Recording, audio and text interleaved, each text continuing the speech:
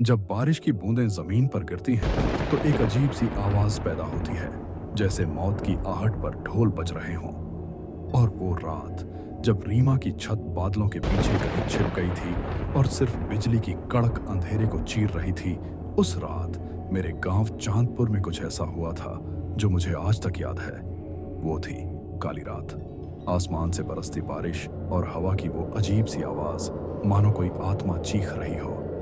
गांव में सन्नाटा था, इतना गहरा कि डर महसूस हो रहा था। बस बारिश की बूंदें, हवा की सीटी और कभी कभी दूर किसी कुत्ते की डरावनी आवाज। मैं, राघव, अपनी छोटी सी झोपड़ी में बैठा आग जला रहा था। लकड़ियों की चटकने की आवाज उस सन्नाटे को और गहरा बना रही थी। बाहर धान के खेत पानी में डूबे थे। बिजली की चमक में वो ऐसे लग रहे थे मानो किसी ने धरती पर सफेद कफन बिछा दिया हो। अचानक दरवाजे पर हल्की सी दस्तक हुई। पहले लगा शायद बारिश की बूंदें होंगी, पर फिर वही दस्तक दोबारा हुई, इस बार ज्यादा साफ। दिल की धड़कन तेज हो गई। इतनी रात में, इतनी बारिश में कौन हो सकता है? मैंने पूछा। कौन है? कोई जवाब नहीं, बस हवा और बारिश की गूंज। दूसरी बार जोर से बोला, कौन है इस वक्त? और तभी दरवाजे के पार से एक ठंडी अजनबी आवाज आई। मुझे पानी चाहिए। वो आवाज इंसान की नहीं थी, ठंडी, गूंजती हुई, जैसे किसी मरे हुए की सांसें। मेरे रोंगटे खड़े हो गए। गांव की पुरानी कहानियां याद आने लगी, उन आत्माओं की जो बरसात की रातों में भटकती हैं अपनी प्यास लेकर। फिर वही आवाज, दरवाजा खोलो राघव, मुझे पानी चाहिए। मेरा नाम कैसे जानती थी वो? दिल जैसे रुक गया। मुझे याद आया, दादी कहा करती थी कि अगर किसी आत्मा को बुलाओ या दरवाजा खोलो तो वो अंदर आ जाती है। मैंने हिम्मत नहीं की। कमरे में नजर घुमाई तो पानी का एक बर्तन दिखा, पीतल का लोटा जिस पर लाल धागा बंधा था और जिसमें तुलसी की पत्तियां तैर रही थीं। दादी कहा करती थी, पवित्र चीजों से बुरी आत्माएं दूर रहती हैं। मैंने वो बर्तन उठा लिया। हाथ कांप रहे थे, पर मन में जिद थी।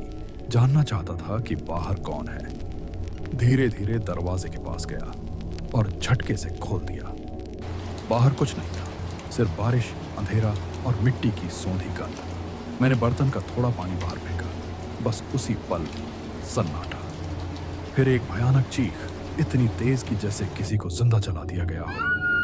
मैं वहीं गिर पड़ा। दिल धड़कने लगा, सांसें टूटने लगी। तुरंत दरवाजा बंद किया और कोने में जाकर बैठ गया। रात बीत गई। बरसात की आवाज ही अब अकेली साथी थी। सुबह की पहली किरण आई तो धीरे से दरवाजा खोला। बाहर सब कुछ शांत था, पर जहां मैंने पानी फेंका था वहां जमीन पर एक काला निशान था, जैसे कुछ जल गया हो। उस निशान के बीच में एक टूटी हुई गुड़िया थी, जिसकी एक आंख गायब थी।